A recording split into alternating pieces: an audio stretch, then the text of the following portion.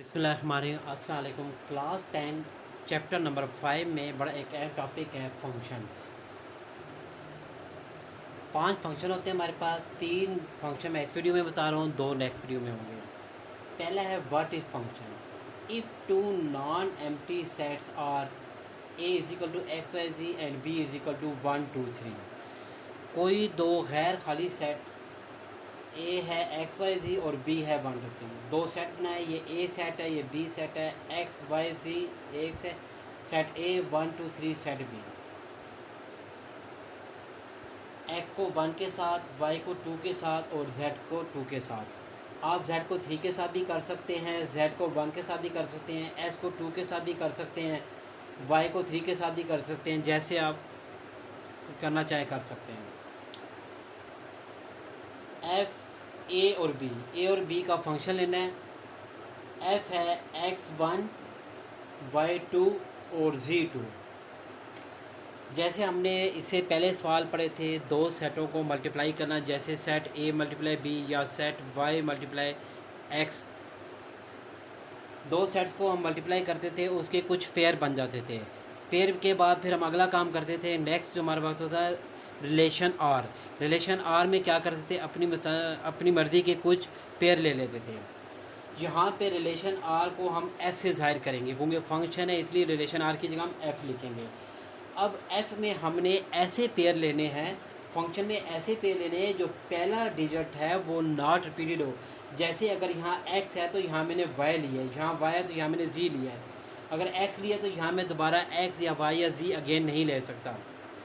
Function में जो ऐसे पेयर लिए जाते हैं जो पहला डिजिट होता है नॉट रिपीटेड होता है। सेकंड की कोई शर्त नहीं, चाहे एक जैसे हो या अलग अलग हो जाए।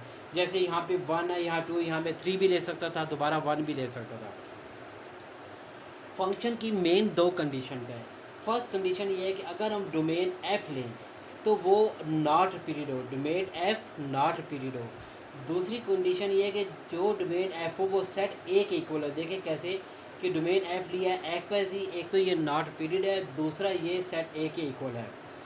इसी तरह हमारे पास है what is into function. Into function क्या है, if two non empty set are A and B. वहाँ मैंने एक्स वाई जी ले लिया था, यहाँ मैंने 1 2 3 ले लिया, इधर 4 5 6 लिया। यहाँ भी सेट ए बनाया, सेट बी बनाया। ए 1 2 3 4 5 6, 1 को 4 से, 2 को 5 से और 3 को मैंने यहाँ पे 4 से कर दिया है।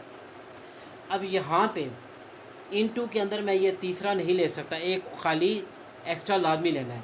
इनटू के अंदर ख़ास याद रखना है कि मैं अगर 3 डिजिट्स हैं तो मैं 2 ले सकता हूँ, तीसरा नहीं लूँगा। 4 हैं तो 3 लूँगा, 4 नहीं लूँगा। अब यहाँ भी एफ़ ए को बी का फंक्शन लेना है। एफ़ लिया 1 से 4, फिर 2 से 5, फिर 3 से 4 अगेन लिया, क्योंकि मैंने बताया है कि फंक्शन में हम तीनों ले सकते हैं अलग अलग, लेकिन इनटू के अंदर हम इन 3 में से 2 कोई से ले सकते हैं, यानी कोई 2 ले सकते हैं। इसकी भी 2 कंडीशन है, इनटू फंक्शन की भी 2। पहली कंडीशन ये है कि जो हमारा फंक्शन के अंदर था। फर्स्ट कंडीशन सेम फंक्शन जो फंक्शन वाली है। सेकंड कंडीशन है कि अगर हम इसका रेंज लें वो एस बराबर ना हो, बराबर हो बी के।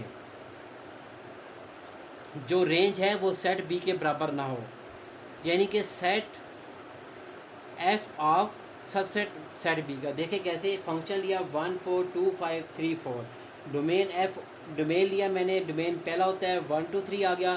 देखिए जो डोमेन मैंने लिया है वो फंक्शन वाला ही है, एक तो नॉट रिपीटेड है, दूसरा सेट ए के इक्वल है। रेंज एफ लिया तो क्या आ गया 4 और 5। एक तो ये बी के इक्वल नहीं है, रेंज एफ बी के इक्वल नहीं है, और रेंज एफ के जो एलिमेंट्स हैं बी में मौजूद हैं लेकिन पूरे बी वाले नहीं हैं, इसलिए लिखा range F is equal to not set B और range F of subset of B. Subset ये होता है कि जो रेंज एफ के एलिमेंट तो बी में है लेकिन मुकम्मल वो बी के बराबर नहीं है। इसे तीसरा है what is onto function. Onto function क्या है, if two non empty set, दो खाली सेट हों, जो दो गैर खाली सेट हों, ए और बी दो सेट ले लिए। यहाँ मैंने 1 2 3 और 4 5 अगेन ले लिया। अब मैंने सेट ए बनाया, सेट बी बनाया, 1 को 4 के साथ, 2 को 5 के साथ, 3 को 6 के साथ, यानी यहाँ मैंने ये अलग अलग सारे लेने हैं। इनटू में 2 लेने थे, तीसरा नहीं लेना था, यहाँ पे सारे लेने हैं, इसमें सारे लाजमी ज़रूरी हैं। एफ ए बी फंक्शन लिया 1 4 2 5 3 5, इसमें भी दो कंडीशन है। पहली कंडीशन कौन सी है? सेम फंक्शन वाली, पहली कंडीशन सेम फंक्शन वाली है, यानी कि डोमेन एफ देखें मैंने लिया 1 2 3, पहला 1 2 और 3 है, एक तो डोमेन एफ नॉट रिपीटेड है और दूसरा ये सेट ए है, सेट ए के इक्वल है, पहली कंडीशन। सेकंड कंडीशन है कि अगर हम इसका रेंज लें तो वो बी के इक्वल भी आना चाहिए। Range F is equal to 4 5 6, ये देखें रेंज एफ जो है ये मेरे बी के इक्वल भी है।